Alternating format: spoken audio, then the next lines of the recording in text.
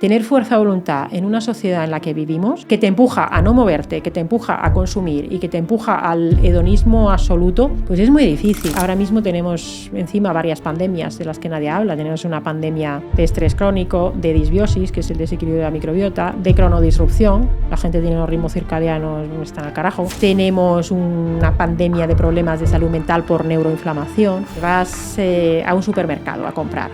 Ahí, ¿cuánto es comida de verdad? La mayor parte de lo que se vende ahí son ultraprocesados. Vale, sí, hay mucha educación y eso es fantástico, pero te educan en lo que tú necesitas saber. Hay gente que ha comido carne toda su vida y a lo mejor nunca han visto un pollo de verdad. Hay personas que van a una consulta y dicen, me pasa esto, solucionamelo. Y hay otras personas que van y dicen, me pasa esto, ¿qué puedo hacer yo para solucionarlo?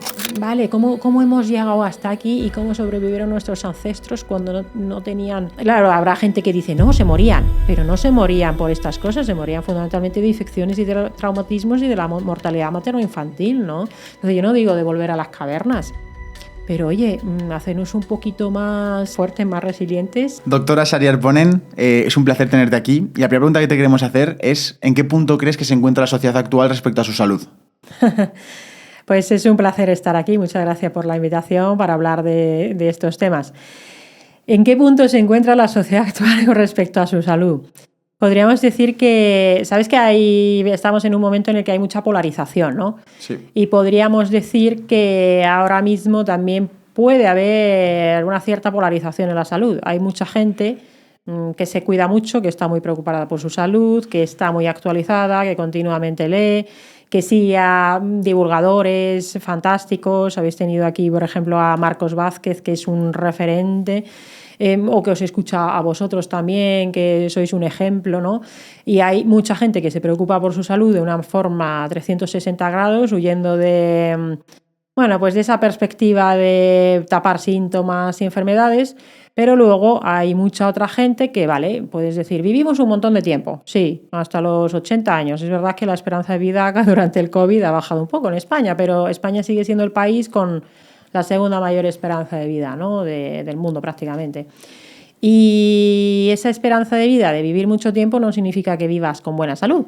Y mucha gente empieza a tener problemas de salud muy pronto. Hay estudios que decían que a partir de los 40 años ya empiezas a tener problemas de salud crónicos, a perder función, a tener problemas metabólicos.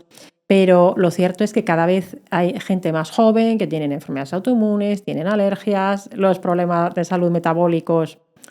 Y cuando hablo de problemas metabólicos me refiero a resistencia a la insulina, un exceso de tejido adiposo en el cuerpo y una falta de músculo. Que en realidad lo de la falta de músculo es peor que tener un poco exceso de grasa, ¿no? Los problemas de salud mental, los problemas de disbiosis, el estrés crónico, la cronodisrupción.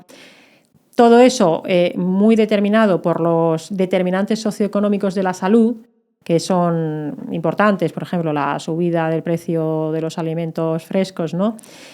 Pues todo eso hace que haya mucha gente que, vale, vive mucho tiempo, pero vive con una salud subóptima. También podríamos preguntarnos qué entendemos por salud, porque a lo mejor lo que yo entiendo por salud no es lo mismo que lo que entiende una gran parte de la población o lo que entienden muchos compañeros médicos, ¿no? Claro. Con lo cual, hay gente que se cuida mucho y está muy bien. Hay gente que cree que se cuida, pero no termina de estar bien. Y luego hay una gran parte de la población que a lo mejor incluso querría cuidarse y no tiene o la información adecuada o los medios para hacerlo, ¿no?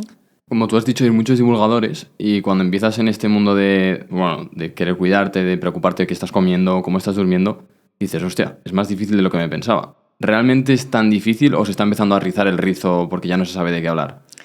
A ver, en realidad no es tan difícil o no tendría por qué ser tan difícil. Lo que pasa es que también interesa, a veces hay gente a la que le interesa complicarlo de más. Yo llevo varios años divulgando y al final, hace poco en otra entrevista lo comentaba, digo, pues es que siempre digo lo mismo.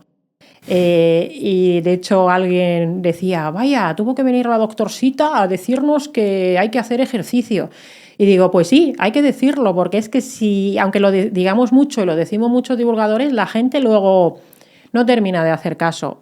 Pero no, yo no considero que sea difícil. ¿Sabes qué pasa? Que la mayor parte de las cosas que podemos hacer para cuidar nuestra salud Y cuando digo cuidar de nuestra salud me refiero a prevenir enfermedades y una vez que tienes un problema de salud, tratar cualquiera de esas enfermedades con una serie de medidas básicas que luego podemos entrar más a fondo. La base siempre es la misma y la base en realidad tampoco es que cueste dinero necesariamente. Obviamente comer cuesta dinero, pero comer vas a comer siempre. Luego habría que ver la calidad, cuánto comes y todo eso, ¿no? Pero la mayoría de las cosas que puedes hacer no cuestan dinero y son gratis. ¿Qué pasa? Pues que cuesta a lo mejor esfuerzo y muchas de esas cosas no son las que nos han contado o las que todavía muchas veces nos cuentan. Salen este verano pasado titulares muy engañosos de lo que supuestamente es suficiente para cuidarse. Por poner un ejemplo, el tema de que yo pienso que hoy en día, bueno, hay muchos problemas que hacen que la gente tenga mala salud, pero uno de los problemas es el sedentarismo. Vale. Es la enfermedad carencial número 1 de nuestra época. La falta de movimiento. Y uno de los problemas es que muchas veces se hacen, por ejemplo, estudios científicos para ver qué efecto tiene el ejercicio en la salud. Es al revés. El ser humano normal es el que se mueve mucho, el que está fuerte, el que tiene un cuerpo funcional, el que puede hacer el pino, el que puede hacer una dominada. Ese es el ser humano normal. Y el ser humano que no puede hacer todo eso es el bicho raro.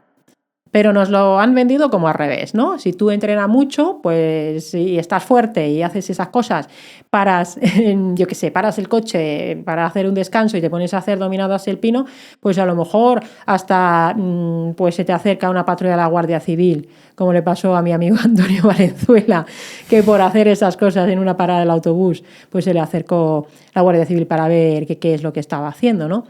Entonces, en realidad, lo básico, yo no considero que sea difícil, pero vivimos en una sociedad que nos lo pone muy complicado. ¿Por qué? Nos lo pone muy complicado. ¿Por qué nos lo pone complicado?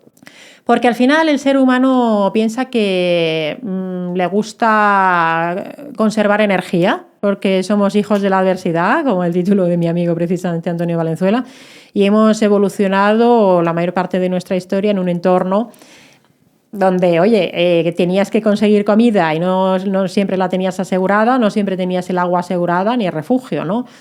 Y al final tenías que moverte para conseguir todo eso y podías tener que luchar también por tu vida, ¿no? Y venimos de ese mundo adverso. Al final, ¿qué hicimos? Pues como somos un animal un poco extraño, cambiamos nuestro entorno para quitarnos de encima esas amenazas y ahora podemos comer sin salir de casa incluso. No tenemos, con andar hasta el frigo puede ser suficiente o puedes pedir comida a domicilio. Puedes beber agua en cantidades ingentes o cualquier otra bebida sin necesidad de forzarte. Y el ser humano, una cosa que siempre ha tenido que hacer, que era moverse para sobrevivir, ya no necesitamos movernos prácticamente para sobrevivir, ¿no? Entonces la sociedad nos empuja, dice el cuerpo, ¿para qué me voy a mover? ¿Para qué voy a gastar energía en moverme? Y luego, por otro lado, tenemos un acceso muy fácil a productos, que yo no los considero alimentos, a productos ultraprocesados, por comestibles, ejemplo. ¿no? Bueno, comestibles sí, porque podemos comer de Eso todo. es, porque es masticable y claro, puedes es tragarlo. masticable y te da energía. Te da energía y te da unas ingentes ganas de comer más, ¿no? Claro. Esto es como comentábamos antes de empezar, oye, los zombies y no sé qué, ¿no? Que yo soy muy friki de haber leído muchas cosas.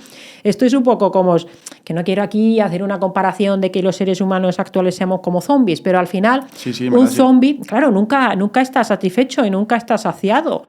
Con los productos ultraprocesados es muy difícil alcanzar la saciedad, ¿no? Entonces vivimos en un entorno, cuando se habla, por ejemplo, de la obesidad, que, bueno, pues insisto, es más importante la falta de músculo y un tejido adiposo inflamado. Cuando se habla de estos temas, se habla a veces, hay quien habla de la fuerza de voluntad. Oye, tener fuerza de voluntad en una sociedad en la que vivimos, como la que vivimos, que te empuja a no moverte, que te empuja a consumir y que te empuja al hedonismo absoluto, pues es muy difícil, ¿no? Entonces, al final a lo que se nos conduce un poco es a movernos poco. A nuestro cerebro le gusta guardar energía, no salirte de tu zona de confort y tienes que tomar muchas decisiones a lo largo del día muy difíciles y es más fácil. Imagínate, vas a un supermercado a comprar. Ahí, ¿cuánto es comida de verdad? Buena pregunta. La sección de verduras igual. Y la de carne, y la de Eso es. pescado, y muchas veces con poca variedad. Y la sección de carne, por ejemplo, es una sección de carne un poco rara, porque es todo músculo. O sea, la pechuga de pollo. Hay gente que ha comido carne toda su vida y nunca ha visto, a lo mejor en la naturaleza, bueno, a lo mejor en España sí, pero en muchos países del mundo, en Estados Unidos, por ejemplo, que hay desiertos de alimentación, ¿no? A lo mejor nunca han visto una tomatera, o a lo mejor nunca han visto un pollo de verdad. Entonces, ni siquiera nos comemos el animal entero. Pero bueno, por lo menos es comida de verdad, ¿no? Pero la mayor parte de lo que se vende ahí son ultraprocesados. Entonces, sí, la sociedad es compleja y la sociedad a la mayoría de los cerebros humanos los empuja a moverse poco, a comer cosas que ya no entro en las cantidades ni en la frecuencia, que eso sería otra cuestión, pero a comer cosas que que nos dan energía, pero que faltan micronutrientes, ¿no? Y es, por ejemplo, ¿tiene algún sentido que vosotros entrenáis, verdad? ¿Y en qué entrenamiento soléis hacer? ¿Calistenia o vais a correr? Vamos al gimnasio, Sergio sí que corre más y yo pues lo complemento con andar o a salir en bici. ¿Y tú lo necesitas eso para tu supervivencia? No, para mi supervivencia no. Y entonces, el hacer ese acto volitivo, decidir voy a hacer esto porque me viene bien, exige también un montón de energía. Porque no tiene mucho sentido gastar energía Es verdad. por tu salud, pero si es que no lo necesitas. ¿Vas a morir hoy porque no entrenes? No. ¿Vas a morir dentro de 10 años? Tampoco, tendrás una salud subóptima, pero no lo necesitas. Entonces, salir a correr es como una cosa muy rara. Es salir a gastar energía para nada. Con lo cual, ¿qué necesitamos? Pues al final, para entrenar, por ejemplo, tienes que trabajarte mucho para que se haga un hábito y, oye, conseguir hacer hábitos saludables es súper complicado en una sociedad que te empuja justo a lo contrario. Es una sociedad que nos enferma, es una patogénica. Otro hábito que veo que tenemos mal, que lo has comentado, lo de estar saciado. Estar saciado no es estar lleno, ¿no? No significa eso. No, para nada necesariamente. De hecho, el concepto de saciedad es muy complejo desde el punto de vista de lo que implica de circuitería cerebral, ¿no? Y influyen muchísimos factores en lo que es estar saciado, tener saciedad. Y de hecho, puedes estar lleno y no sentir una saciedad completa. El típico ejemplo de que te has metido una comilona con un montón de entrantes, luego, pues yo qué sé, hay un filetón o un plato de legumbres, estar hinchadísimo y luego llegan y te dicen, ¿quieres postre? Tú estás llenísimo, pero dices, pues sí, quiero postre, me apetece un postre o como diría Mago More, una tartita o yo qué sé, una natillicas, ¿no? Entonces puedes estar lleno y a lo mejor no sentir una saciedad, ya sea a nivel emocional, a nivel de ese hedonismo, de que te apetece comerte eso porque te va a aportar el no sé qué, ¿no? De hecho, en Japón, seguro que lo habéis escuchado, lo del hara hachibu, que es comer hasta estar como al 80%. Y claro, aquí entran en factor cuestiones también emocionales, contextuales, familiares, las típicas, digo las abuelas con todo el cariño del mundo, ¿vale? Porque también mi abuela o incluso mis padres, mis padres vivieron la guerra o incluso después la posguerra en Finlandia, que fue muy dura también. No había comida. Ya. Y eso de no vaciar el plato era como, pues no sé, era como una afrenta a todos ellos que pasaron hambre.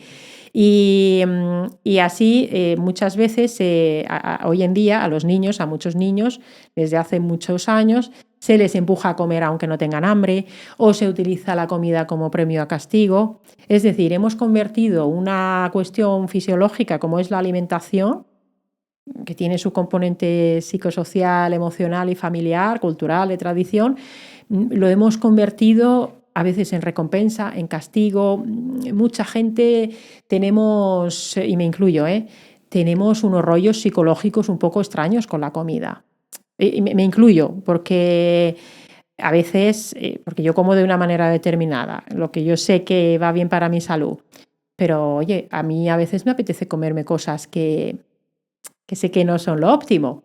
Y a veces entras en esa cosa de me lo como, no me lo como. si me lo como, me voy a sentir culpable o no me voy a sentir culpable. Es un poco complicado, pero esto es un problema de nuestro primer mundo.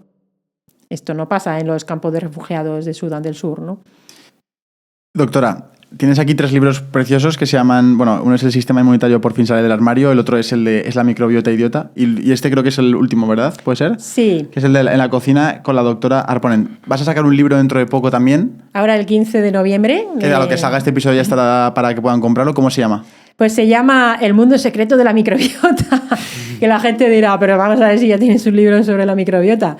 Pues este libro nuevo es dirigido a público infantil, Vale. a partir de los 6 años, pero está ilustrado magníficamente por una ilustradora que me encanta, que se llama Lirios Bow, y con Timun Mas, que es también sello de Planeta, es el sello de infanto juvenil de Planeta, que, bueno, desde aquí siempre digo que estos libros son con alientos, es con Timun, porque los libros si salen también es gracias a las editoriales, y yo estoy encantada con el equipo de la editorial y ahora con el equipo, con la ilustradora y la editora, ¿no? Y vale, es para niños, pero sinceramente con personas que me lo han leído, lectores beta, pienso que también sería un libro fantástico que se podría llamar Microbiota para Dummies, ¿no? Iniciación. Como a la microbiota. la versión resumida con lo esencial sobre la microbiota. Y Vale. la verdad es que creo que ha quedado súper bien. Y si alguien dice, oye, yo no me quiero leer las 300 y pico de páginas de la microbiota idiota, pues el mundo secreto de la microbiota Va a ser más fácil. Bueno, podría ser para el que no le apetezca leer tanto, aunque también está en audiolibro, ¿eh? Bueno, pues viendo esto, cuando entrevistamos a gente siempre hay un patrón común y es el por qué hacen lo que hacen. Y siempre hacemos esa pregunta al inicio porque nos parece interesante el saber ya no solo oye, si has dedicado tu vida a la salud, has dedicado tu vida al sistema inmune, a la microbiota, a lo que es todo esto, pero normalmente, no digo en todos los casos, suele haber una razón detrás. A lo mejor suele ser una ausencia de salud que tuvo cuando era joven, a lo mejor un problema, a lo mejor una educación de una forma que después tuviste que cambiar.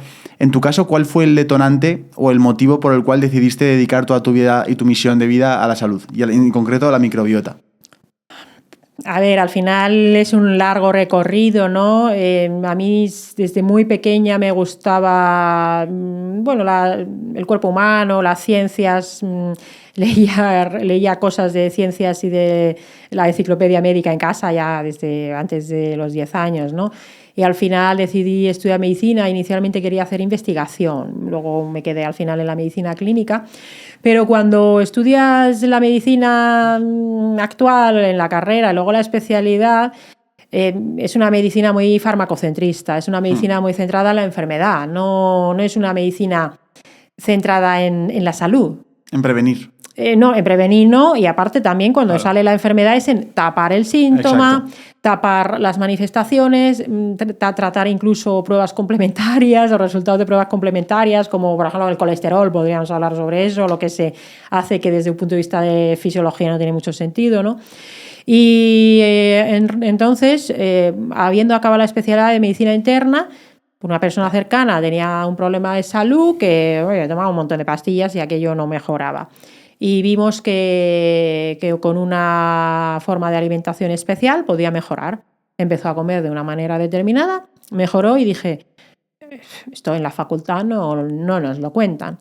Y empecé a investigar, a estudiar por esa vía. No había nada, o sea, en aquella época todavía sobre temas de nutrición, bueno, había muy poca cosa. Empecé a leer sobre las dietas low carb y paleo, luego sobre temas de gluten, al final llegué a la psiconeuroinmunología y luego el tema de la microbiota. Y empecé a dar formaciones también a profesionales y vi que fue como salir de Matrix. Bueno, Matrix lo habéis visto, sí, ¿no? Sí. Fue como salir de Matrix, de ver que mucho de lo que me habían contado en la facultad y toda esa cosa farmacocentrista no tiene su utilidad para algunas cosas, pero que no debería ser la base de la salud. Y entonces vi que también en la consulta tú puedes ayudar a una persona, pero eso se queda muy corto. Y al final, cuando formas a otros profesionales o cuando escribes libros o divulgas, tu mensaje le puede llegar a mucha más gente, ¿no? Y al final a mí considero que como médico tengo una responsabilidad de ayudar a las personas que tienen problemas de salud y considero que puedo ayudar a mucha más gente de esta manera que pasando consulta de a uno, ¿no? ¿Piensas que si la gente mejorara su microbiota, de golpe, drásticamente, grandes problemas que hay en la sociedad de salud mejorarían? Como por ejemplo que caigamos tanto enfermos, que hubiera más sobrepeso, que la gente estuviera más infeliz, más depresión. O sea, ¿tú piensas que en general el bienestar de la población aumentaría si mejorara la microbiota? Sin duda, segurísimo. ¿Pero por qué? Porque al final la microbiota son todos esos microorganismos que tenemos en el cuerpo, en la boca, en el intestino, en la piel, y al final, perdón, todo lo que nos hacemos a nosotros mismos se lo hacemos a nuestra microbiota. Y a veces la gente, me preguntan mucho, ¿qué puedo hacer para cuidar de mi microbiota? Pues prácticamente todo lo que vayas a hacer para cuidar de tu microbiota también estás cuidando de tus propias células. Y si tuviéramos una microbiota equilibrada, eso significaría que lo estamos haciendo muy bien. Estaríamos teniendo una alimentación adecuada, estaríamos haciendo ejercicio, tendríamos más contacto con la naturaleza, dormiríamos bien, Entiendo. tendríamos una buena exposición, una adecuada exposición a la luz cuando toca y a la oscuridad por la noche. Probablemente tomaríamos una mayor variedad de alimentos y también alimentos fermentados. Posiblemente tomaríamos probióticos también ocasionalmente para cuidar de esa microbiota y eso también nos va bien. Tendríamos una optimización nutricional magnífica, porque ahora mismo tenemos encima varias pandemias de las que nadie habla. Tenemos una pandemia de estrés crónico, de disbiosis, que es el desequilibrio de la microbiota, de cronodisrupción, la gente tiene los ritmos circadianos, están al carajo. Tenemos una pandemia de problemas de salud mental por neuroinflamación.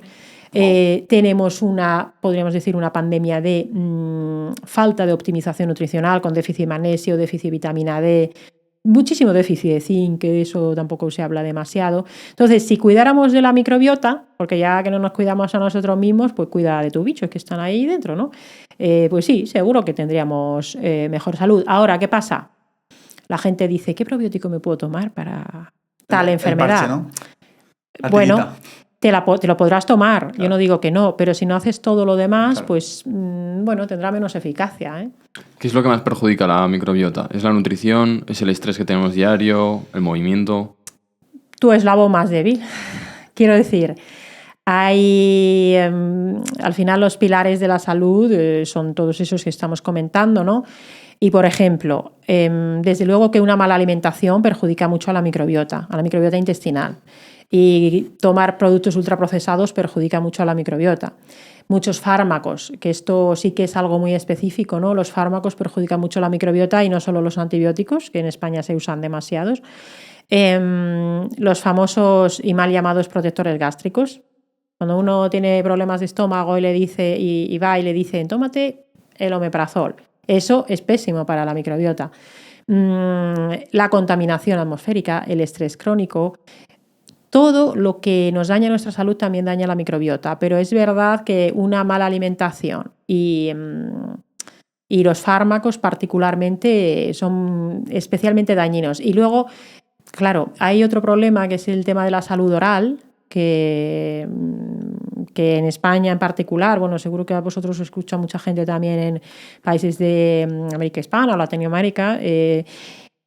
La salud oral depende mucho de esos determinantes socioeconómicos de la salud, porque ir al dentista es muy caro y mucha gente tiene problemas no solo de caries en la infancia, sino también gingivitis o enfermedad periodontal y no está diagnosticado. Y si tú tienes unos bichos malos en la boca, los vas a tragar y los vas a tener en el intestino. Y hay un mogollón de gente que se obsesiona con tratarse el intestino. El intestino, todas las enfermedades vienen del intestino, sí, pero es que el intestino empieza en la boca. Y hay gente que dice, es que no consigo solucionar mi SIBO, que ahora hay muchos SIBO, sobrecrecimiento de bacterias en el intestino delgado. Pues es que si no te tratan la boca no lo vas a solucionar. Entonces, por ejemplo, la respiración. No sé si, yo creo que no os he visto que quizás hayáis hablado, ahora estáis haciendo ejercicio de respiración, ¿verdad? ¿No? Pero hay muchísima gente que respira mal. Respira por la boca. Y eso también daña la microbiota, ¿no? Con lo cual, ¿qué es lo que nos daña la microbiota? Pues la inmensa mayoría de las cosas que hacemos en nuestro estilo de vida de las sociedades weird, las sociedades occidentales. ¿Lo habéis oído el concepto, no? ¿Alguna vez? No. Hay un libro que se llama Weird, que son como la gente más rara del mundo, que viene de western, de occidentales, educadas, industrializadas, ricas y democráticas. Que sería y significa weird en inglés, raro, ¿no? Sí, que claro. son nuestras sociedades actuales. Es un término más correcto que decir a lo mejor solo industrializadas o desarrolladas, ¿no? Supuestamente educadas porque, vale, sí, hay mucha educación y eso es fantástico, pero te educan en lo que tú necesitas saber. Vosotros que os dedicáis al emprendimiento, ¿a cuántos niños, a cuánta gente joven se le enseña, por ejemplo, economía? Y al final, para tener salud necesitas tener una buena economía. ¿A cuánta gente se le enseñan cuestiones básicas? Ahora ya empiezan a enseñar algo de gestión emocional en los colegios, pero a un nivel que probablemente no sea suficiente, la adolescencia ya deja de ser suficiente, ¿no? Vale, vivimos en este tipo de sociedades industrializadas, ricas, que nos las hemos montado, tienen muchas ventajas, no te vas a morir habitualmente de una infección ni de un accidente ni nada de esto, tendrás hospitales, te van a tratar, pero también eso es lo que nos genera las enfermedades modernas, las enfermedades crónicas no transmisibles que se llaman, todas las que mencioné al principio, problemas metabólicos, cáncer, cardiovasculares, alergias autoinmunes, problemas de salud mental, ¿no? Entonces, ¿cuál es la vacuna o la medicina o la prevención frente a eso que nos enferma?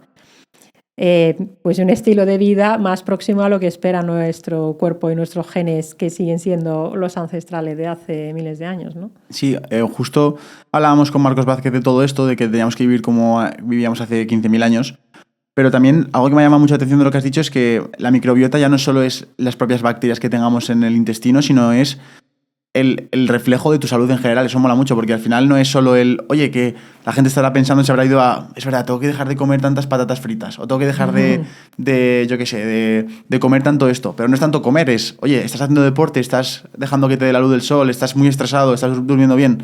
Es muy curioso cómo todo eso afecta. Y cuando tú empiezas a meterte en este mundo y a querer aprender un poco de esto, ¿cuáles son los principales hábitos que una persona debería no hacer y cuáles son los principales hábitos que debería hacer para mejorar todo este tema del sistema inmune, de la microbiota? Uh-huh. A ver, al final, ¿por dónde empezar, no? ¿Y cuál sería la base? Probablemente el movimiento y la alimentación, ¿no? Vale. Es verdad que los ritmos y el tema de la luz también es importante. Quizás sean como las tres patas, ¿no? A veces, claro, nos preguntan mucho, ¿qué es más importante, la alimentación o el movimiento?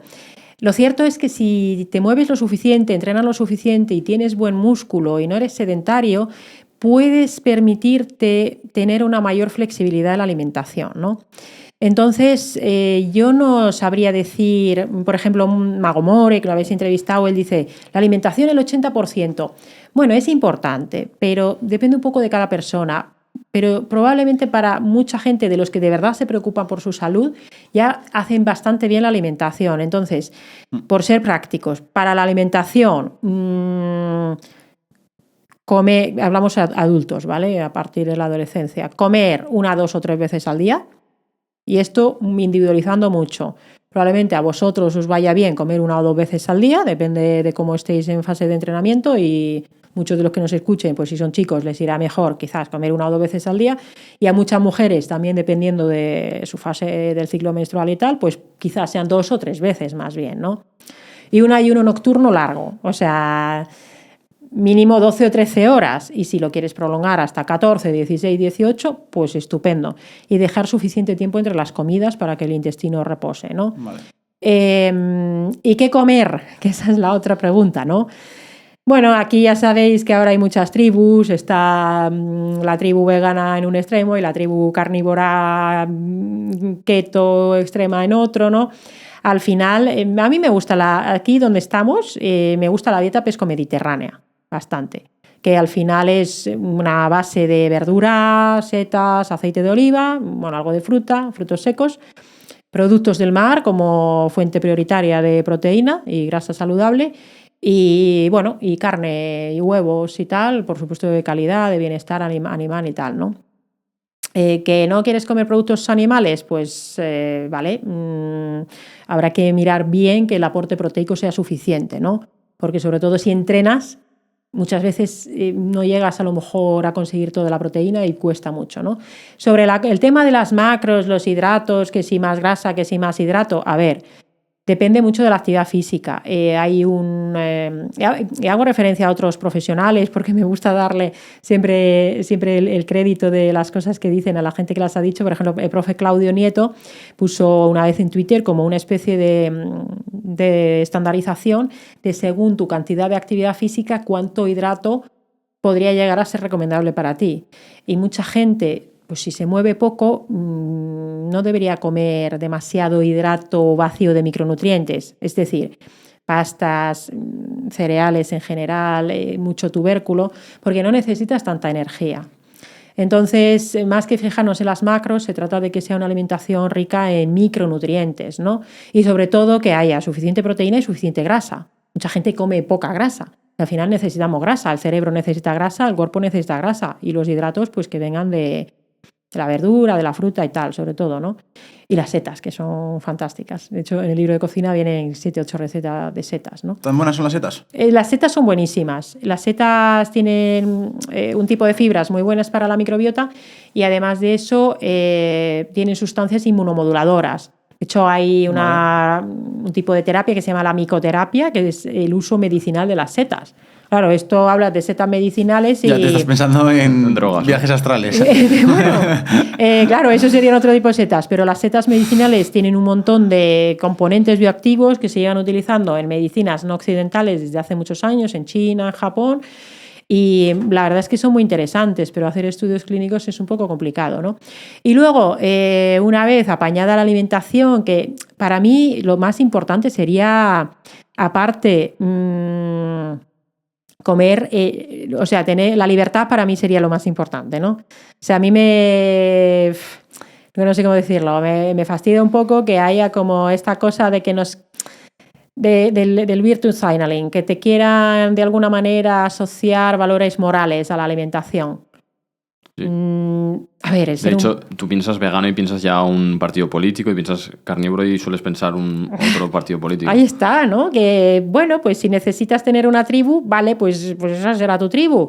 Pero a mí personalmente asociarle ideología a la alimentación, bueno, desde el punto de vista de la salud no me mola mucho. Y dentro de una alimentación saludable, insisto, si el resto de las cosas las haces muy bien, puedes tener una flexibilidad y si un día te vas a una boda o te vas a una cena a celebrar algo, pues te puedes comer también ese trozo de tarta o tomarte una copa de vino. O sea, no pasa nada, ¿no?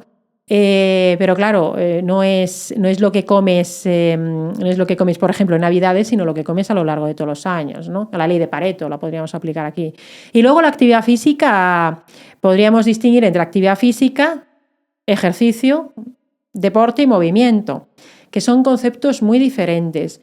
Y una de las cuestiones es que toda la gente que pasa mucho tiempo sentada, sobre todo trabajando, debería hacer sí o sí los sitting breaks, las pausas de estar sentado. Es decir, levantarse cada 30 minutos ideal, hacer movimientos de cuerpo entero que sean relativamente intensos. Un Tabata puede estar fantástico, ¿no? Ya sea con una kettlebell o con una maza o con el propio peso corporal. Aprovechar para mirar lejos, porque es necesario para el sistema visual. Y además se sabe que esto no te rompe el flujo de trabajo y de hecho mejora incluso el rendimiento, ¿no? Eso debería ser una de las bases. Luego se entra mucho en lo de si hay que caminar 10.000 pasos o 15.000 pasos. Pues sí, hay que caminarlo. Salió este verano el artículo en la prensa, decía no hace falta caminar 10.000 pasos. Salía en titulares de prensa. Es mentira. El artículo original lo que dice es que caminar 4.000 es mejor que no caminar nada, claro, pero caminar 10.000 es mejor y caminar 15.000 es aún mejor. Pero caminar, y esto cuando alguna vez lo he dicho, hay gente que dice, pues oye, caminar será mejor que nada porque hay gente que no puede hacer ejercicio. Oye, caminar es movimiento y caminar enseguida te adaptas a caminar. Estamos muy adaptados a caminar, podemos estar todo el día caminando. Y es fantástico caminar, por supuesto que sí que hay que caminar, pero no es ejercicio en sí. O sea, hay que hacer ejercicio de fuerza y hay que hacer crecer el músculo. Es obligatorio.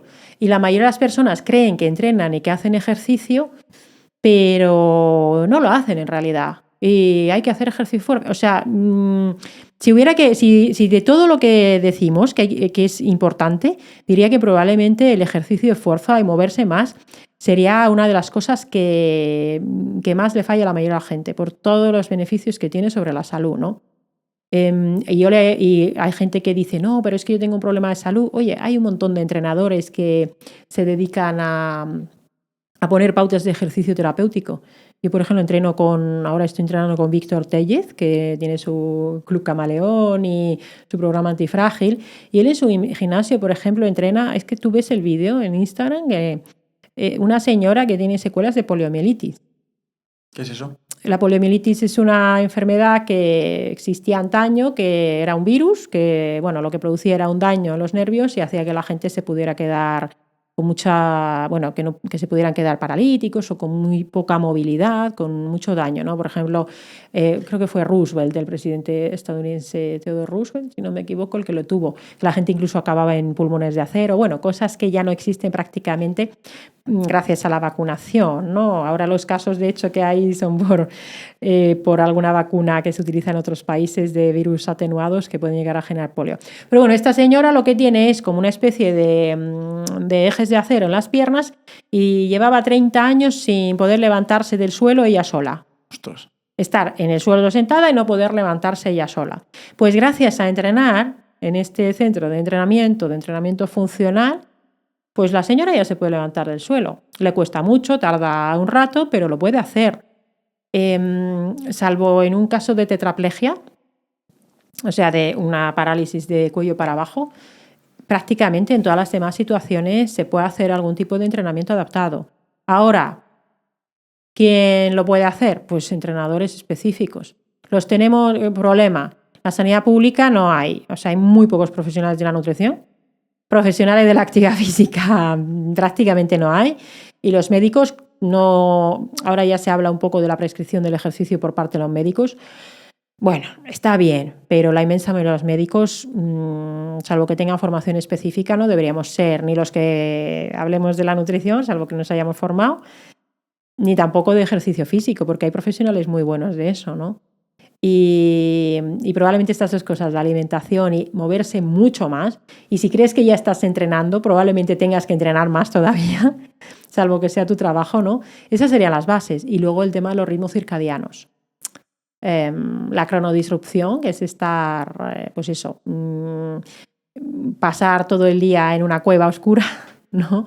Sin tener acceso a la luz del sol y luego por la noche un montón de luces azules, pantallas, luces muy brillantes, pues eso nos trastoca a nosotros, pero también a la naturaleza, a los animales, y eso también provoca mucha patología, ¿no? Y ya pues sin hablar de la falta de contacto con la naturaleza y el mal manejo que se hace de los estresores crónicos de la vida moderna, ¿no? Hay otro tema que me gustaría comentar contigo y aprovechar que tú nos puedes informar mucho mejor. Es la gente está normalizando el que comes y te sientes hinchado. La tripa te sale hacia afuera y tú te sientes como un globo y no es de lo que has comido, porque a veces comes poco y ya te sientes hinchado. ¿A qué se debe todo eso? ¿Es a los alimentos o al mal uso que hacemos de ellos? Bueno, eso es una señal clara de disbiosis, es decir, de desequilibrio de la microbiota. Es, de hecho, una posible señal, y este verano se puso de moda un término que es el SIBO. No sé si lo habéis visto en redes sociales. El SIBO es el sobrecrecimiento bacteriano en intestino delgado. Y este verano yo la verdad es que desconecté bastante redes sociales, pero aún así me llegó que se puso de moda porque a varias influencers las diagnosticaron de SIBO y entonces se puso de moda. Y de hecho hay ahora una corriente contra el SIBO como diciendo el SIBO es una moda y no es tan importante. Y en realidad sí que lo es. La disbiosis, el desequilibrio de la microbiota, podríamos decir que es casi universal, o sea, lo tiene una gran parte de la población. Y si tus bacterias de la microbiota están desequilibradas y tienes demasiadas bacterias malas, tú lo que comes, esas bacterias malas lo van a coger y lo van a fermentar de una forma muy resumida. Vale. Y te van a provocar esa inflamación, esa hinchazón, vas a tener un exceso de gases.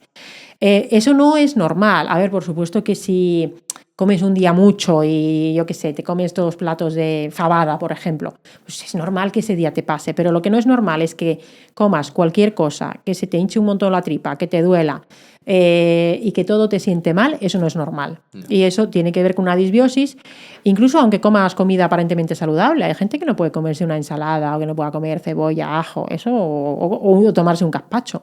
Entonces, eso es una señal de disbiosis y habitualmente de SIBO. ¿Qué pasa? Pues que se ha puesto moda. Y se ha puesto moda y hay gente que habla en las redes sociales sobre el SIBO diciendo que lo que tienes que hacer es tomar antibióticos y hacer una dieta restrictiva que se llama dieta baja en FODMAPs. A lo mejor a la gente le suena, que es una lista de alimentos que no puedes comer y tirarte así años y años. Y eso es un error porque el SIBO al final no es una enfermedad en sí, sino que es algo secundario a una causa que hay detrás. Es decir, si tú tienes un desequilibrio de la microbiota, tienes que buscar esa causa y las causas son múltiples, desde un mal estilo de vida, de todo lo que hemos comentado, hasta una enfermedad celíaca, un parásito, esa enfermedad periodontal, un Helicobacter en estómago. Hay muchas causas y esas causas las tiene que buscar pues, un profesional actualizado. ¿Y qué pasa? Pues que si no se buscan las causas no vas a solucionar el SIBO, pero eso no es normal y es verdad que ahora le pasa cada vez a más gente, ¿eh? ¿Eso es donde se buscan las heces?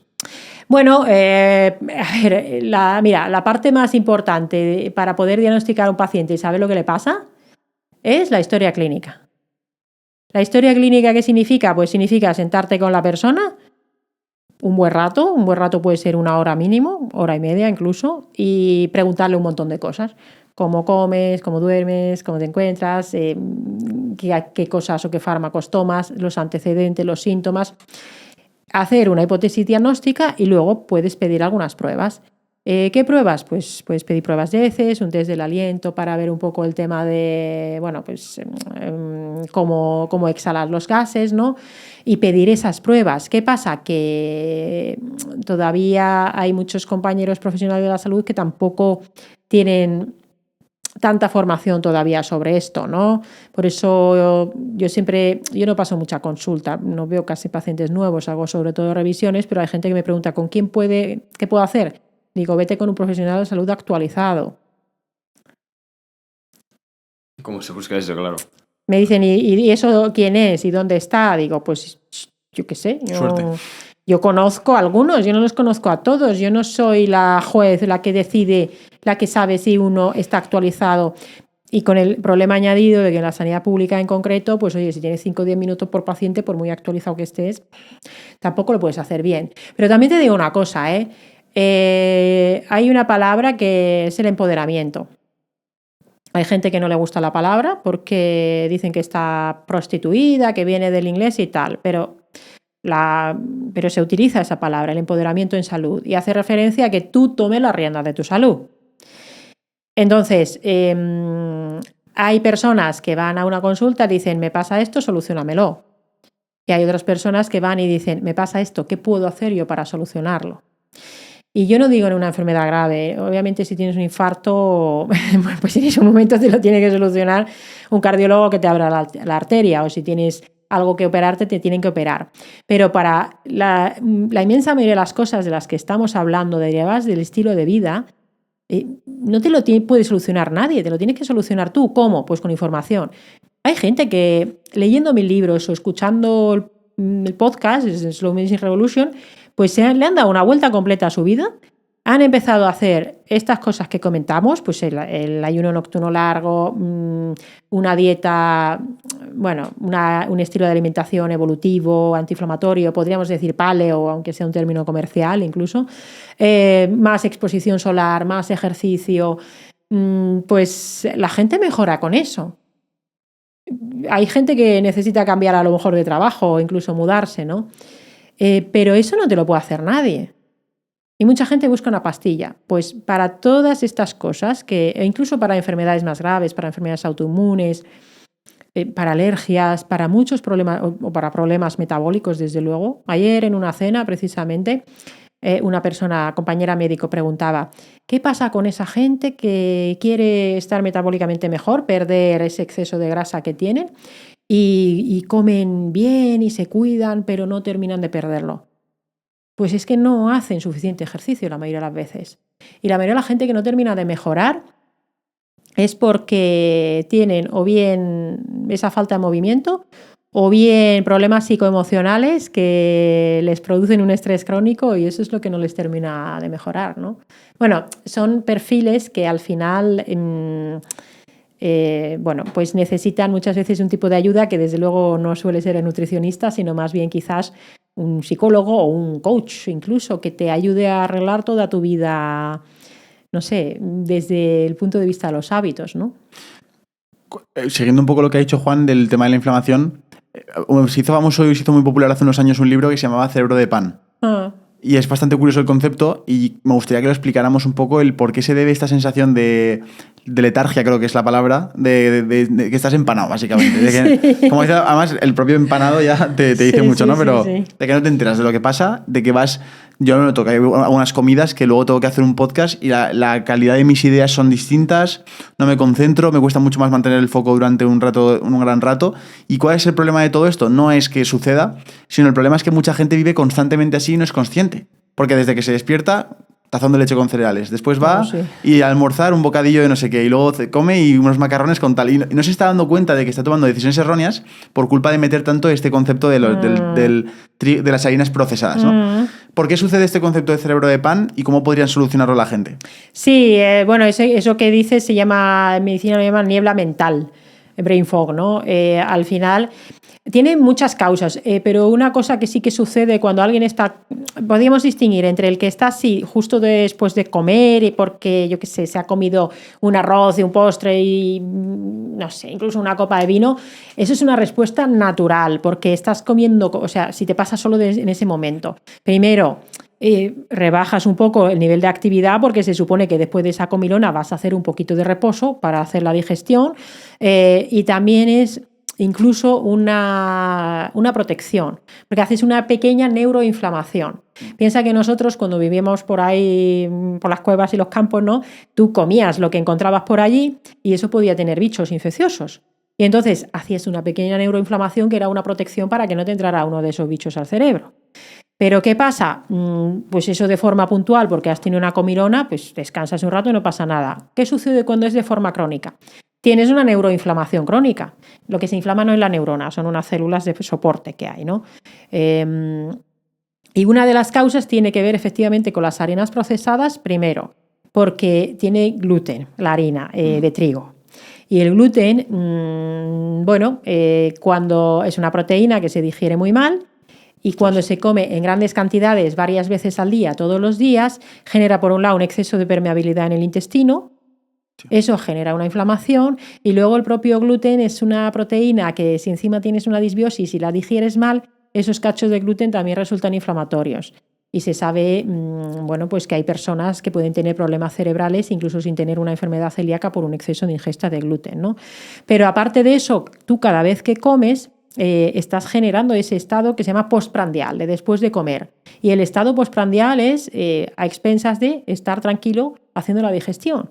Pues si 5 veces al día comes, pues 5 veces tendrás que estar intentando el cuerpo hacer la digestión, ¿no?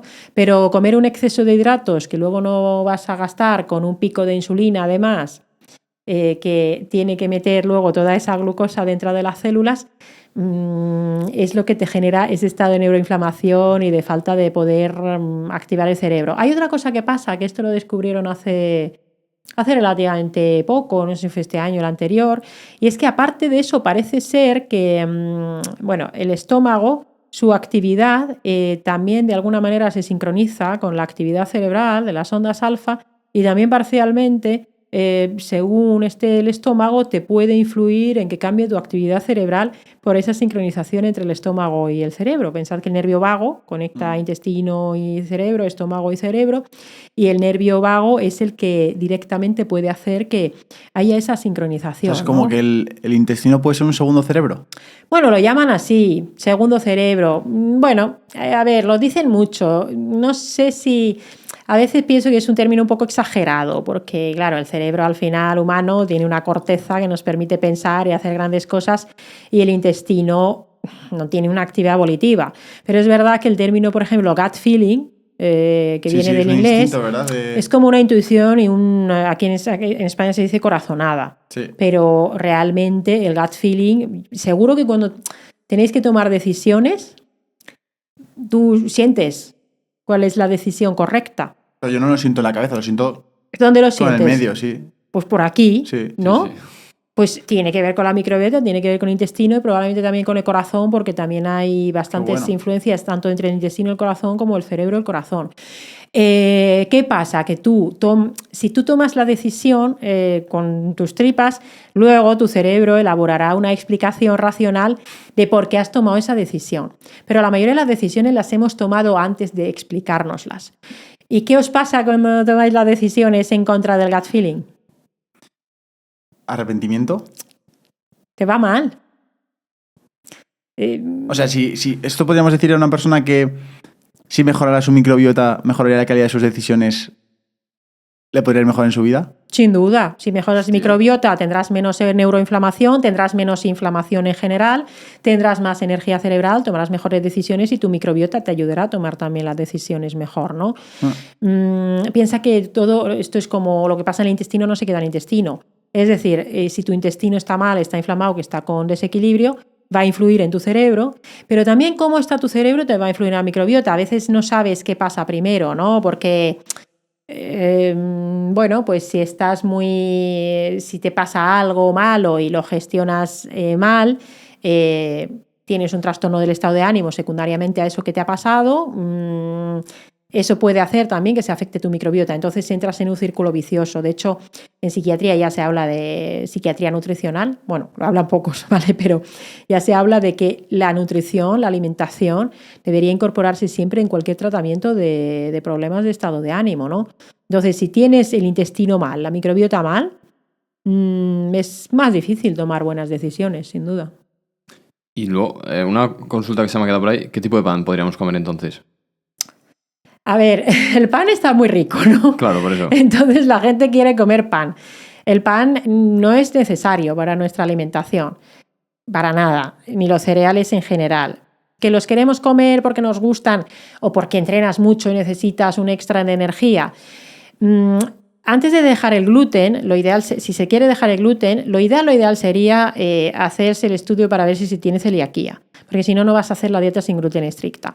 Pero si no hay un problema, una sospecha de que hay un problema con el gluten y se sigue comiendo trigo, se podría comer de vez en cuando un buen pan de masa madre, y si es de un pan de espelta o de camut, pues estupendo.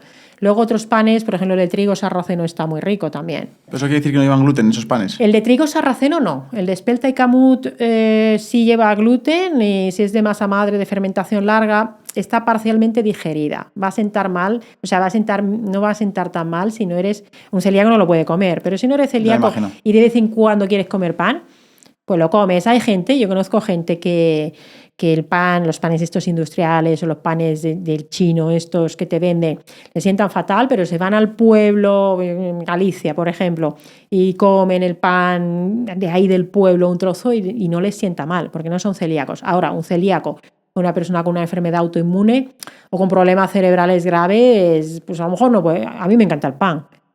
Está rico, pero yo no lo como porque por lo menos a mí, por ejemplo, me funciona mejor. Muchas veces funciona mejor hacer una restricción completa que comerlo de vez en cuando.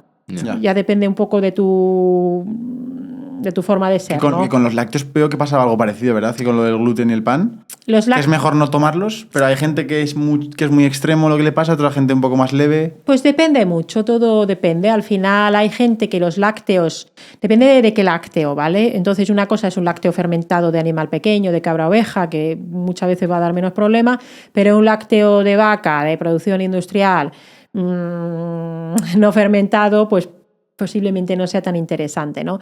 Depende. En personas con enfermedades autoinmunes o problemas cerebrales, por ejemplo, los lácteos pueden ser un problema por la caseína, que es la proteína, ¿no?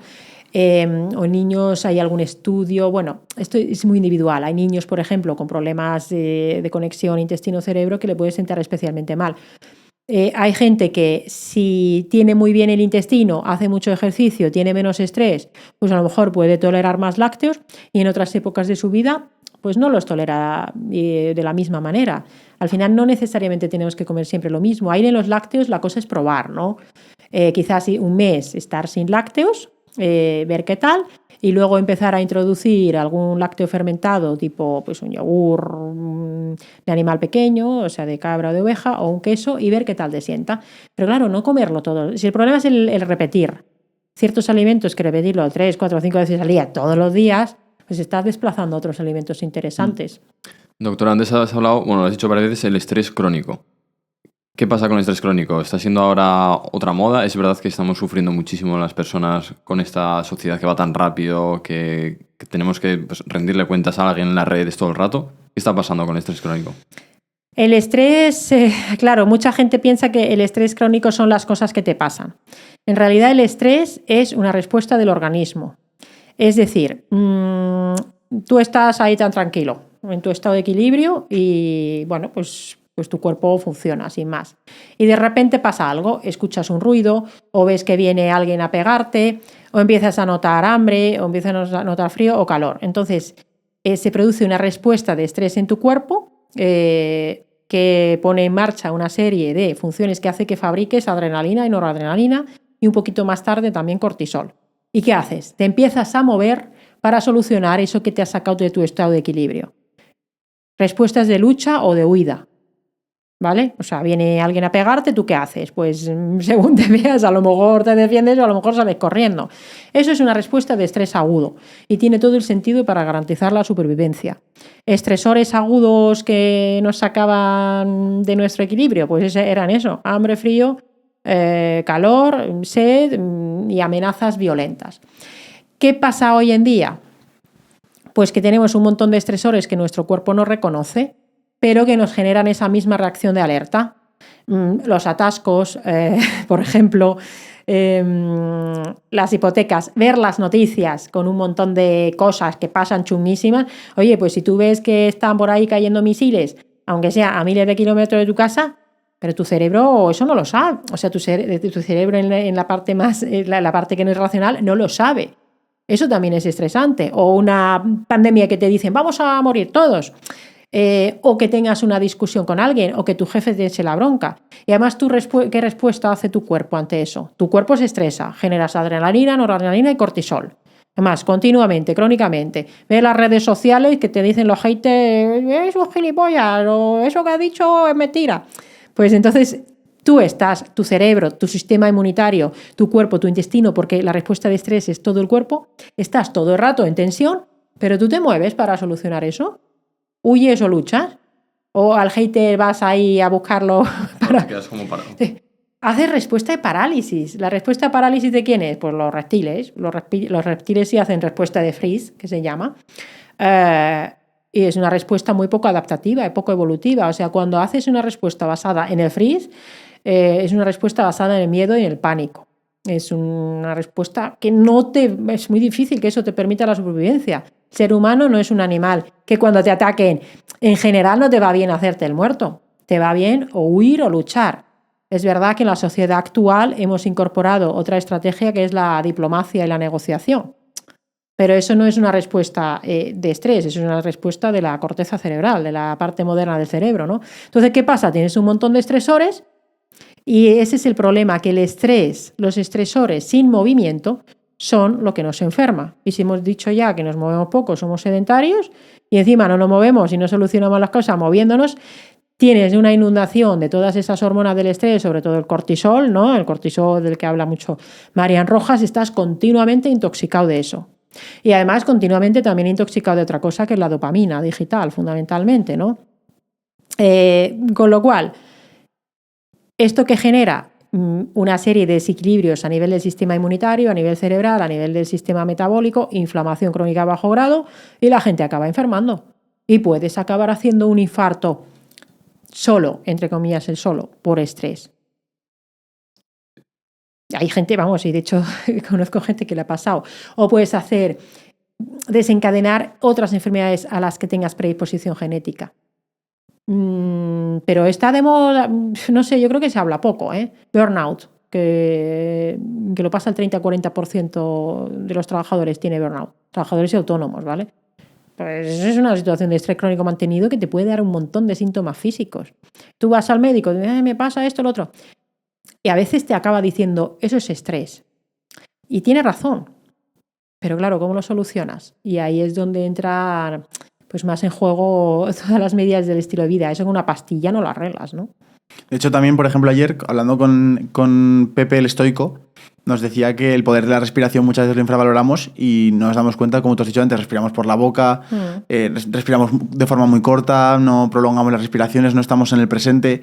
Si simplemente mejoráramos la respiración, simplemente dejáramos de comer tanto y a lo mejor nos moviéramos más, que son cosas tan sencillas, a lo mejor nuestra salud se triplicaría en gran medida. Y al igual que hablabas de las setas, me parecía muy curioso ese concepto de que sean tan saludables. ¿Hay otros alimentos que la gente no esté dándose cuenta de lo buenos que son para nuestra salud que podrían meter ya en sus recetas? Como por ejemplo las setas. A ver, las setas son especialmente interesantes y insisto bastante en ellas porque creo que se comen poco. Y la gente dirá, pues yo como champiñones. Los champiñones no son tan interesantes, o sea, bien. Entonces las setas, por ejemplo, se pueden incorporar en forma deshidratada y las hidratas y las venden por internet, o sea que se pueden incorporar bien. Otros alimentos, al final, es verdad, y aquí tiro un poco para mi tierra, yo soy de Finlandia, los frutos del bosque, los arándanos en concreto, Vale. tienen muchísima evidencia científica y si alguien pudiera comer todos los días un puñado de arándanos y otros días un puñado de fresas, de moras, ¿qué pasa? Que son muy caros. Pero es verdad que son un verdadero nutracéutico, son prácticamente medicina en forma de alimento. ¿Ah, sí? Sí. ¿Y por qué? Porque tienen muchísimos componentes bioactivos y por los pocos hidratos que tienen, o sea, se compensan totalmente por los componentes bioactivos. Están súper estudiados. Al igual que las moras, las frambuesas. ¿Todos por igual o alguna fruta del bosque? Bueno, el arándano en particular es especialmente interesante. ¿Sabes qué pasa? Que claro, el arándano cultivado, tú lo abres y por dentro es así como blanquito. Está bien, pero tú lo comparas con el arándano del bosque, que aquí obviamente pues no los hay, no tiene nada que ver, pero aún así es un alimento bastante interesante, pero es caro. No hace falta comer 1 kilo de arándanos, pero aún así, con el precio que tienen, bueno, los congelados no te salen ni tan mal. ¿Y se mantiene parte de la calidad del alimento? Sí, es lo mismo, pero en gran parte sí. Bueno. Luego, el aguacate, por ejemplo, es verdad que se ha puesto de moda, pero en España ya se cultivan aguacates. Fija, hay un estudio, por ejemplo, que hacían que si tú te comías una hamburguesa, comparaban el comerte la hamburguesa normal o comértela con aguacate y hacías mucha menos inflamación después de haberte comido la hamburguesa si te lo comías con aguacate porque tiene unas grasas. Claro, tienes que comerte el aguacate bueno, porque ahora han sacado un aguacate light que no tiene ni pie ni cabeza. ¿Cómo que un aguacate light? Sí, con menos grasa, o sea, una chorrada. ¿Eso es posible? ¿Cómo lo hacen? No, pues adivina, pues le habrán hecho un cambio genético, entonces te sacan el aguacate light y dices, pero vamos a ver si lo bueno del aguacate es la grasa. Claro. Y bueno, otros alimentos, pues el ghee es muy interesante. Pero una pregunta, cuando vamos a tratar de la hamburguesa, o sea, o sea, a mí me estoy comiendo una hamburguesa que ya me estoy metiendo una inflamación que te cagas con el pan, todo. Si le quitas el pan, mejor. Claro, si quitáramos el pan. Carne. Si solo fuera carne, ¿no? Ya no es hamburguesa. Entonces no es hamburguesa, es hamburguesas con el pan, ¿no? Bueno, sí, pero sí, ese estudio era con el pan. Era con el pan, sí. Vale. Entonces, misma hamburguesa con el pan, incluso vamos a decir que tiene otros ingredientes, lechuga, tomate, lo que sea. Sí. Le metes un aguacate y el efecto que te hace en la digestión es mejor. Es una menor inflamación postprandial que se produce, porque incluso se ha investigado el potencial inflamatorio que tienen diferentes tipos de alimentos. Vale. Y hay alimentos que te inflaman, como la harina de trigo, por ejemplo, y hay alimentos que son antiinflamatorios.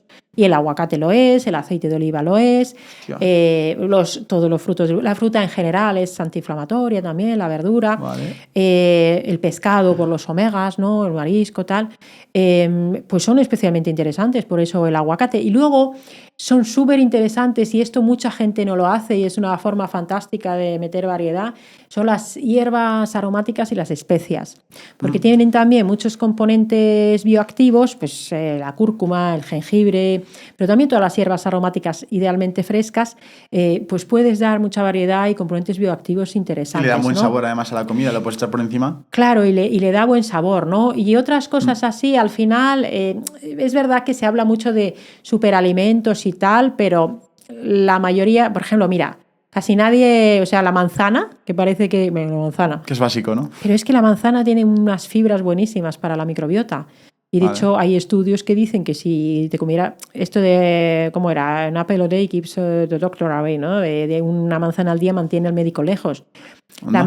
Sí, porque tiene pectinas, tiene pues toda una serie de fibras, de carbohidratos accesibles a la microbiota que son muy interesantes. También tienen componentes bioactivos. ¿Qué pasa? Que la fruta... tampoco hay que inflarse a fruta, o sea, 1, 2, 3 piezas de fruta al día puede ser suficiente. Habría que poner mucha más carga en la verdura. Por ejemplo, todas las coles son buenísimas. ¿Todas las coles? ¿Cuáles pueden ser coles? Pues todas las crucíferas, el brócoli, el cale, la coliflor, bueno, pues este tipo, la lombarda, que es esta morada, vale, ¿no? Es un superalimento. ¿Y la fruta con o sin piel? Bueno, ahí es verdad que entra en juego el tema de los pesticidas, si compras orgánico o no, ¿no? Entonces, si no es orgánico, es verdad que lavando puedes eliminar mucho. Es verdad que la piel, hay, bueno, las cosas que se comen con piel, es verdad que en la piel y justo debajo hay muchos componentes positivos, pero sin saber de dónde viene, sería muy difícil decir si es mejor comerla con piel o no, sin saber de dónde procede. Si compramos, por ejemplo, en nuestro barrio, normalmente, si hiciéramos el cambio de decisión de, vale, la fruta y a lo mejor la carne las compro en frutería y carnicería, por ejemplo, esa fruta que compramos en la frutería, ¿te fiarías más? No necesariamente. Puedes seguir teniendo fertilizantes. Claro, hay iniciativas de agricultura pues, más respetuosa, más... no necesariamente ecológica, ¿no? Pero sí que a lo mejor no utiliza tanta cantidad de sustancias. Pero al final probablemente sea... Porque al final comer todo ecológico puede salir para mucha gente muy caro, ¿no? Y es más importante luego en la carne, si se come carne, en la carne y los huevos siempre del cero, o sea, de gallinas felices, digamos, y que la carne, sobre todo los productos cárnicos, sean de ganadería, idealmente de pasto. Eso la gente, ¿cómo lo puede saber cuando hace la compra? Porque yo creo que ese es el principal problema. La gente quiere esto, pero no sabe... Se puede comprar por internet. O sea, usando más la compra online. Probablemente, o sea, depende de dónde vivas. Hay sitios donde la carnicería que vayas a comprar, pues a lo mejor tienes la carne certificada, sabes de qué tipo de ganadería viene. Pero si no, pues puedes comprar la carne en grandes cantidades, te lo llevan a casa, puedes congelar una parte, entonces bueno. y apoyar un poco a la ganadería, vamos a decir, más extensiva, ¿no? Que no sea esa ganadería intensiva y procurar tema de bienestar animal. El tema de la carne, claro, es que se come demasiada carne. Yo no lo, o sea, hay quien dice que sí, yo no lo tengo tan claro, pero lo que sí que es verdad es que se come carne que quizás no es de tanta calidad. Y es verdad que los animales en según qué sitios viven de una manera que si te pones a pensarlo no es bueno, pues no es demasiado agradable para ellos. También es verdad que si no comiéramos carne, los animales que explotamos para comérnoslos dejarían de existir. Es decir, si no hubiera huevos, ¿para qué quiere gallina? O ¿para qué quieres, si no hubiera lácteos, ¿para qué quieres vacas y terneras? O sea, el ser humano es omnívoro y al final sobre la cuestión de emisiones y demás, una ganadería extensiva, respetuosa con el bienestar animal, debería poder ser posible. Lo que pasa es que los ganaderos lo tienen, bueno, es un sector particularmente difícil, ¿no? Entonces, por irnos a lo ecológico y demás, yo intentaría priorizar lo ecológico en los productos de origen animal.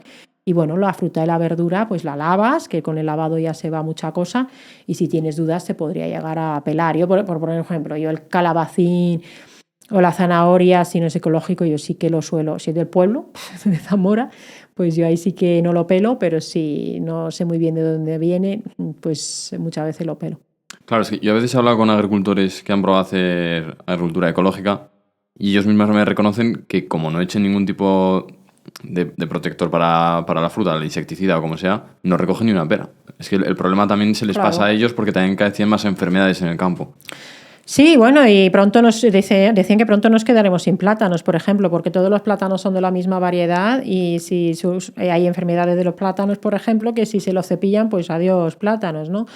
Bueno, los monocultivos hacen esto y es verdad que conseguir hacer cultivos que sin echar nada puede ser muy complicado, ¿no? Y insisto, es que el sector del campo es súper complicado y les cuesta mucho salir adelante, ¿no? Pero al final también diré una cosa. Si tú haces muy bien todo lo demás y, por ejemplo, tienes una buena microbiota, también tendrás una mayor resistencia a todos los tóxicos ambientales, porque tóxicos ambientales los hay muchos. Pero si tú tienes, por ejemplo, la microbiota hecha polvo y el intestino como un coladero, pues todo te va a entrar más. La microbiota también te ayuda a desintoxicar una parte de eso que tú comes. Si tienes una buena microbiota, si tienes una microbiota desequilibrada, no. ¿Cómo podríamos medir la microbiota? Es decir, ¿cómo podemos analizarla? ¿Un análisis de sangre, un análisis de...? O sea, ¿se puede pedir eso en el hospital? Oye, por favor, mírame cómo tengo la microbiota. ¿En qué nos fijamos? Mira, sí, a ver, se hacen estudios de heces. En la sanidad pública no, se hacen en la sanidad privada, pero yo nunca me he hecho un estudio de microbiota. ¿Lo sientes ya, si estás bien o no? Vamos a ver. Por un lado, porque hay mucha parte de microbiota que no se conoce y que en los análisis no te va a salir. Vale. Por otro lado, porque la microbiota cambia muchísimo. E incluso puede cambiar en pocos días. Entonces, a lo mejor, si yo hago un estudio de microbiota y lo mando hoy y me llega el resultado 10 días, 2 semanas, en el mejor de los casos, hay algunos que a lo mejor en una semana te pueden dar algún resultado, pues a lo mejor cuando yo recibo el resultado ya me cambio algo. Es verdad que hay un core como un núcleo que quizás se mantenga igual, pero yo, por ejemplo, a los pacientes pedirles un estudio de microbiota, hay muchas otras cosas que hay que hacer desde el punto de vista diagnóstico antes que hacer un estudio de microbiota. Y, por supuesto, puede ser que haya que mirar cosas de heces, por ejemplo, si hay parásitos, cómo funciona el páncreas, o parámetros de inflamación, o Helicobacter, que es una bacteria del estómago. Pero, por ejemplo, me parece más interesante hacer un estudio de microbiota oral, buscando 11 bacterias malas de la boca, que eso lo hacen algunos profesionales de la salud oral, que hacer un estudio de heces que, bueno, a veces puede tener su sentido, pero yo no le animaría o sea, yo considero que es más útil, porque piensa que estos son 200, 300, 400, 500 euros. La mayoría de la gente probablemente se beneficiaría más de dedicar ese dinero a, no sé, coger un entrenador personal o irse a un profesional de la salud que le apañe las cosas, o comprar más arándanos y comida saludable, que hacerse un estudio de micro. Que no es que esté en contra, que hay profesionales que los hacen y los utilizan. Pero yo eso lo veo, bueno, pues si hiciéramos una pirámide de necesidades, de pruebas y de cosas que hay que hacer, para mí eso la mayoría de veces estaría un poco, salvo que no vayamos a patologías muy específicas en casos muy concretos. Pero para la inmensa mayoría de la gente que nos esté escuchando, yo no empezaría la casa por el tejado, ¿no? Hay un tema que es el sistema inmune que me parece fascinante, que es la capacidad de protegerte a ti mismo de enfermedades. Creo que si todos supiéramos o tuviéramos herramientas o hábitos que pudiéramos hacer en nuestro día a día para poder aumentar o mejorar el sistema inmune, probablemente los elegiríamos hacer. O sea, se ha puesto muy de moda las duchas frías, que es no sé qué el sistema inmune. Parece que te haces un baño de agua de hielo y sales como si fueras Superman. Casi. Casi. Entonces, ¿qué hábitos podríamos hacer para mejorar el sistema inmune? Para, por ejemplo, no caer tanto con resfriados. Hay gente que es verdad que está constantemente enferma y me llama la atención. O sea, yo, por suerte, me noto que me cuesta muchísimo ponerme enfermo. La última vez que me puse enfermo fue porque ya fue radical, que breve historia graciosa. Juan y yo estábamos en Colombia con un amigo. No, joder. Y estábamos en la zona del Caribe y en la playa. Bueno, esto la gente que nos escuche, por favor, ya lo sabrá porque lo escucha Tertulia y si no, que lo escuchamos aquí.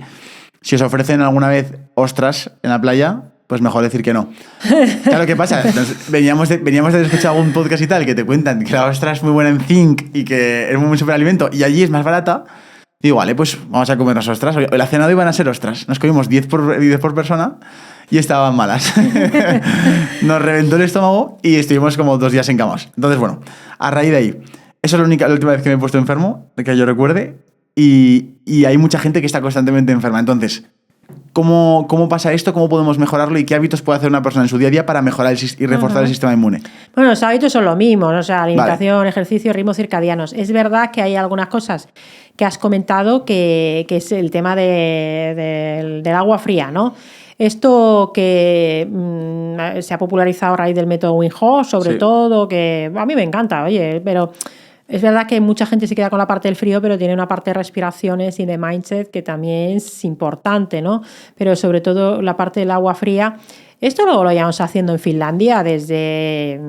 Sois expertos ya. Sí, o sea, vamos, mi abuelo con 80 años, o sea, ahí lo que hacemos es sauna, que puedes estar a 80, 100 grados en la sauna y luego pues te metes en el agua fría, que en verano no está tan fría el agua, pero en invierno haces un agujero en el hielo y te metes allí. Hostia, qué guapo. Y si no tienes agua, que hay mucha agua en muchos sitios, pues te puedes dar un baño en la nieve, ¿no? Coges la nieve, te la echas así por encima, ¿no?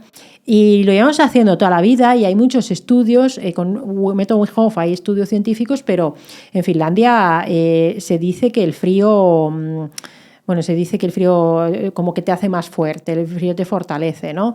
Y es que a los niños en Finlandia, lo saqué en mi Instagram hace poco, a los niños en Finlandia los sacan a los bebés a dormir la siesta al aire libre. ¿Qué me dices? Hasta los 10 grados bajo cero. Madre. Hasta 10 grados bajo cero dormir la siesta, pero ¿puede dormir un niño a esa temperatura? Pues sí, o sea... Bueno, sí es verdad que están ardiendo, ¿no?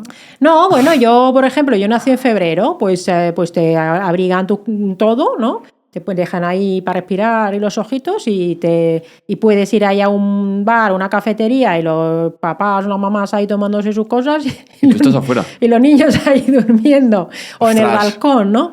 La imagen sería graciosa, todos los carritos de ahí solos, Claro. y las madres ahí tomándose un café. Claro, cuando la gente va desde España y ve eso, dice, Hostia. esta madre, qué mala madre, deja ahí a...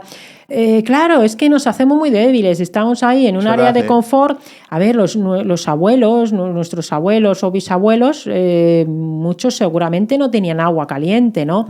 Y el agua fría al final es una forma de hormesis, de dar esos estímulos estresantes, agudo, fisiológico que tu cuerpo reconoce. Y hay estudios que demuestran que la forma en la que activa el sistema inmunitario y los ejes de estrés te da resiliencia en tu sistema inmunitario.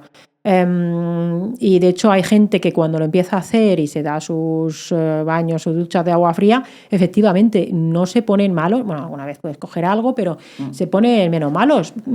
Claro, hay gente que dice, no, es que no hay evidencia. Claro que hay evidencia, pero es que además hay la experiencia de un montón de gente que lo practica y le va estupendamente.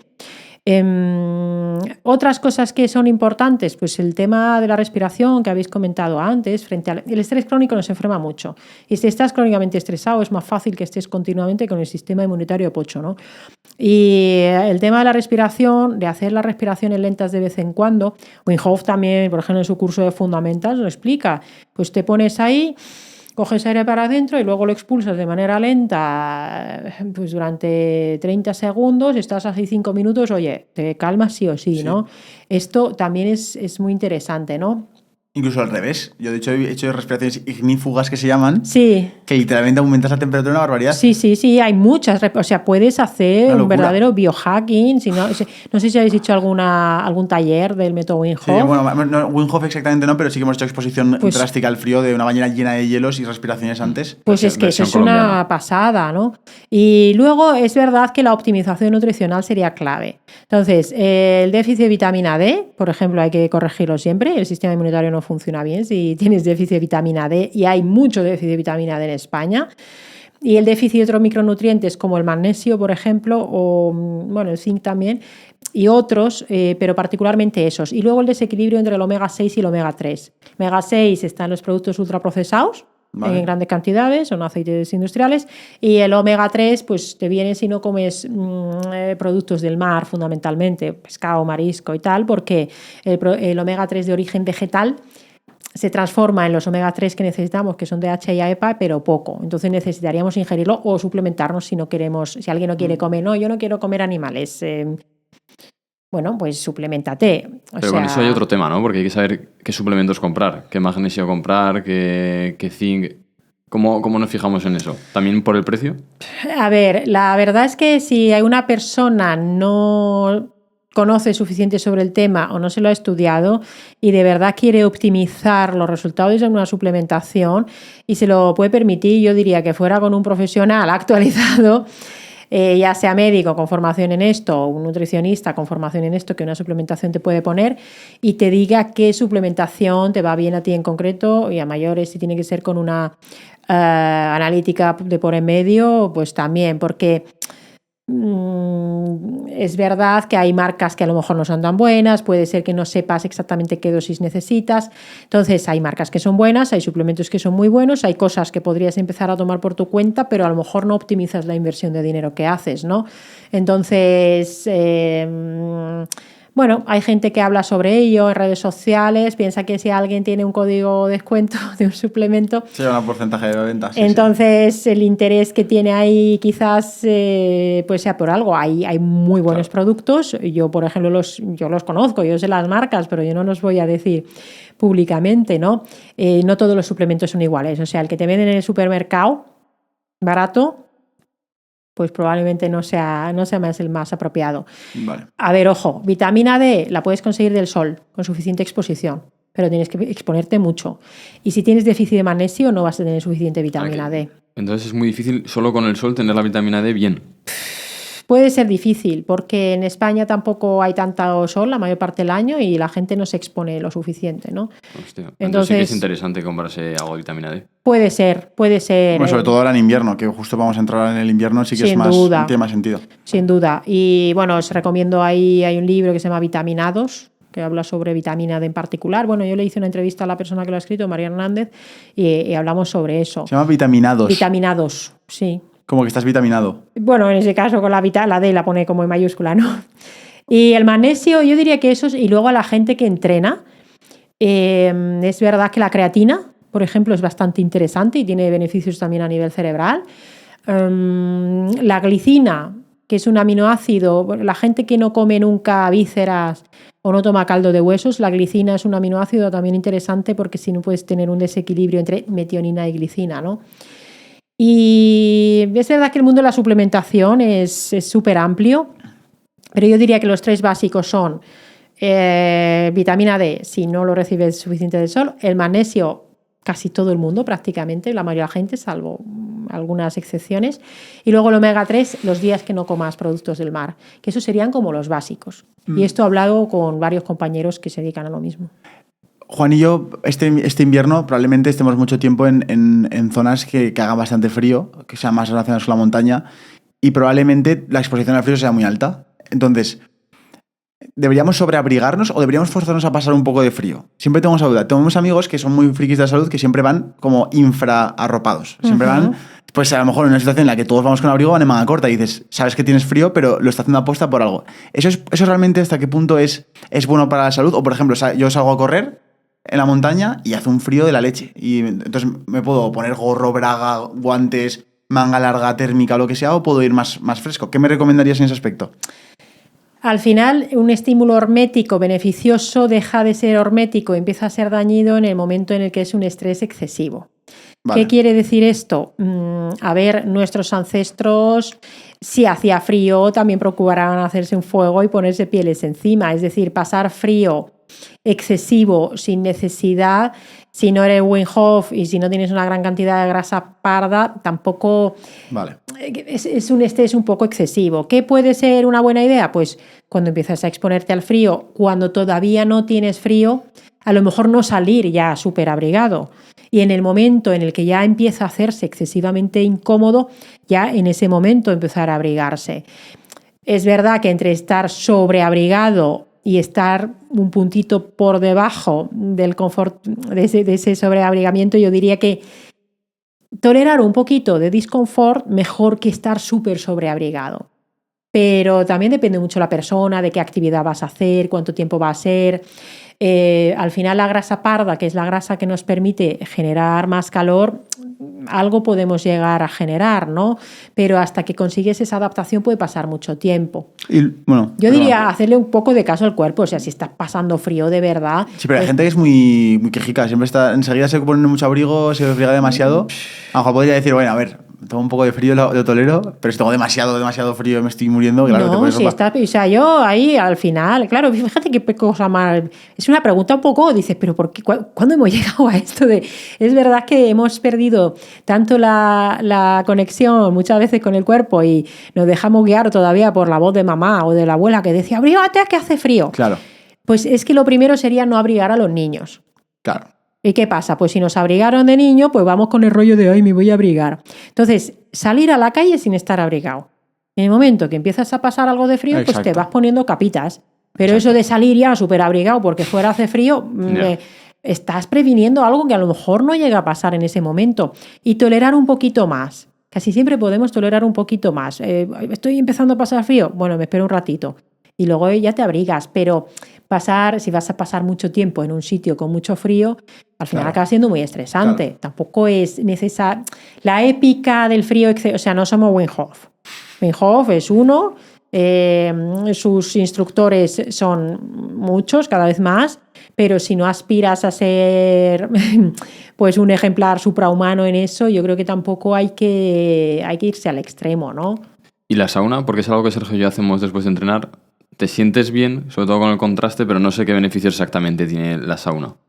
Sí, la sauna a múltiples niveles, pues igual que el frío tiene sus beneficios, también es otro estímulo hormético, ayuda también a modular el sistema inmunitario, el sistema vascular, hace una cosa muy importante que es generar sudor también, sudas mucho, mucha gente en la sociedad actual suda muy poco, es una forma de expulsar toxinas por la piel y por el sudor, ¿no? Por ejemplo, para metales pesados es súper importante. Yo a mi paciente siempre le pregunto, ¿sudas? Y hay un montón de gente que nunca tiene sed y nunca suda. Y eso es muy raro, o sea, deberíamos sudar, ¿no? Pero desde el punto de vista vascular, especialmente en Finlandia, por ejemplo, hicieron un estudio que vieron que protegía frente a accidentes cerebrovasculares, frente a infartos cerebrales, ¿no? Mira. Entonces, sobre todo desde el punto de vista vascular, del sistema inmunitario y también de estado de ánimo, es particularmente interesante, ¿no? Y hay una cosa que sé que vas a estar de acuerdo conmigo, que pasa mucho en la sociedad y más ahora que va a venir el invierno, que es el exceso uso de la calefacción. Y sobre todo, no sé si te ha pasado alguna vez que yo he ido a otros países, entras en restaurantes, entras en bares que están... Por ejemplo, me pasó en Ámsterdam, en Holanda. Estábamos en Ámsterdam, hacía más o menos frío de estar con una chaqueta afuera, pero entramos en un restaurante y la calefacción era súper alta. Pero de esta calefacción que luego te acaba dejando enfermo. O sea, acabamos los dos enfriados después, el día siguiente, por culpa de esa calefacción. Es en plan... Llega un punto en el que se convierte en que es peligrosa para tu salud el tener la sala, pues yo qué sé, a lo mejor la tenían a 27 grados, 28, 30, no sé cuánto lo tendrían, pero era como una especie como de bochorno, calor constante en salas cuando estás cerrado, que entras sobre todo en el invierno, cuando la gente es más friolera y hace eso. Uh-huh. Tendrían que tener cuidado. ¿Cómo debería ser la temperatura? ¿Cómo debería ser el uso correcto de la calefacción en ese aspecto para que no pase eso? Para que no pase el efecto contrario, que es que te acabas poniendo enfermo por culpa de la calefacción. Pues es que eso viene otra vez del deseo de confort extremo, ¿no? Sobre todo para dormir no deberíamos poner calefacción prácticamente en absoluto. Por lo menos, hombre, en España hay alguna zona montaña quizás que podríamos modularlo, pero por ejemplo el ser humano tiene una tiroides, o sea, nosotros mantenemos la temperatura gracias a tiroides y por supuesto la actividad mitocondrial por la noche y por el día actividad muscular mitocondrial, ¿vale? Entonces estamos hechos para dormir con fresquito. Yo es que en esto, no es que sea radical, pero yo, por ejemplo, aire acondicionado en casa prácticamente no tengo y hace calor, porque es Madrid, hace calor ahí, ¿no? Y calefacción en invierno no lo ponemos prácticamente nunca. Y la casa, el dormitorio en particular, se llega a poner a 11 grados. Pero tú puedes dormir a 11 grados perfectamente. Vamos a ver, si un bebé duerme la siesta a menos 10 grados, ¿por qué tú, adulto, bien tapado, no vas a poder dormir a 11 grados de temperatura?